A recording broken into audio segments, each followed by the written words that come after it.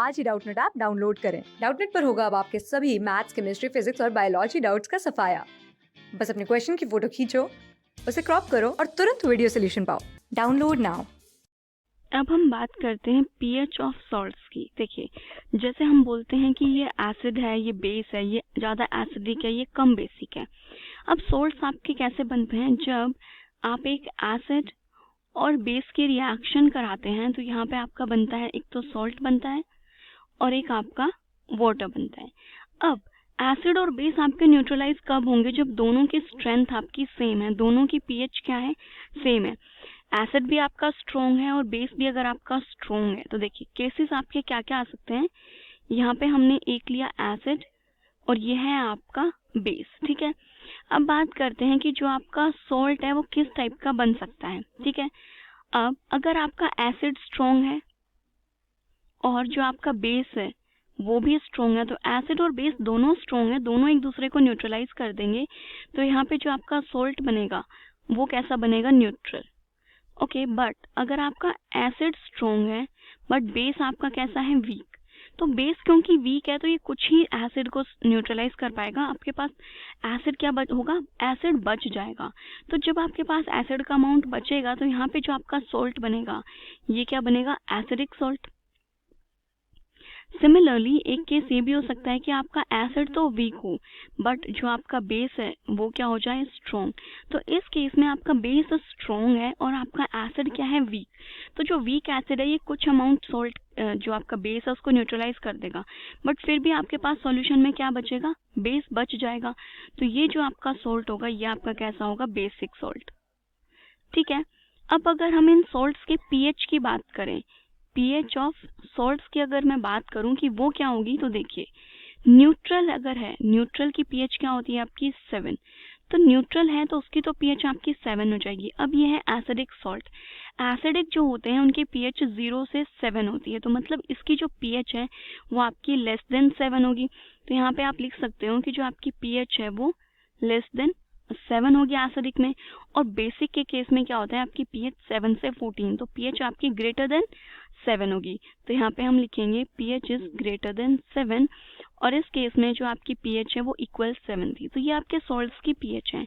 अब इन तीनों जो हमने कैटेगरी बनाई है सॉल्ट की, न्यूट्रल सॉल्ट, एसिडिक सॉल्ट और बेसिक सॉल्ट, इनके कुछ एग्जांपल्स देख लेते हैं। तो सबसे पहले बात करते हैं न्यूट्रल सॉल्ट की कि आपका न्यूट्रल सॉल्ट जो है वो कौन सा है।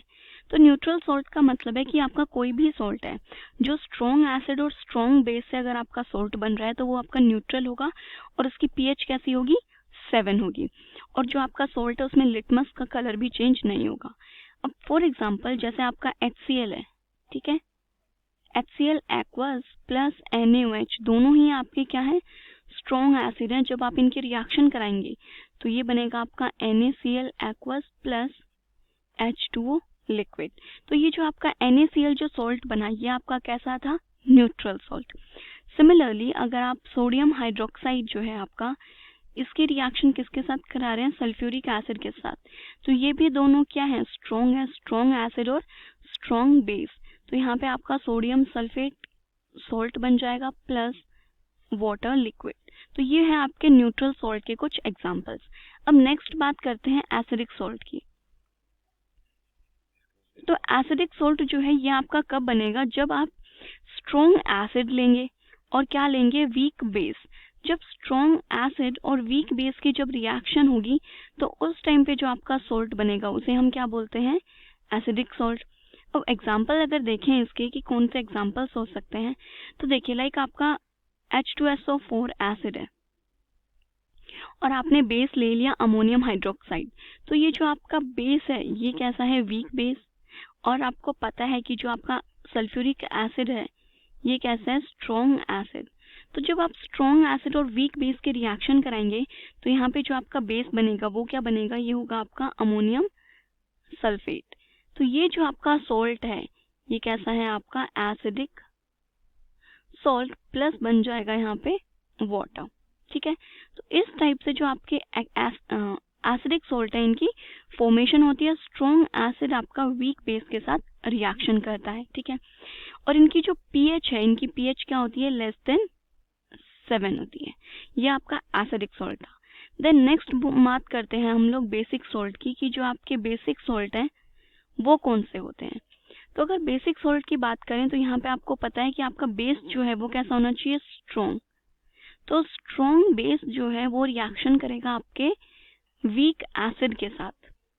ओके, तो स्ट्रॉन्ग अगर बेस की बात करें तो लाइक आपका अमोनियम हाइड्रोक्साइड है या फिर पोटाशियम हाइड्रोक्साइड है, ये आपके कैसे हैं, स्ट्रॉन्ग।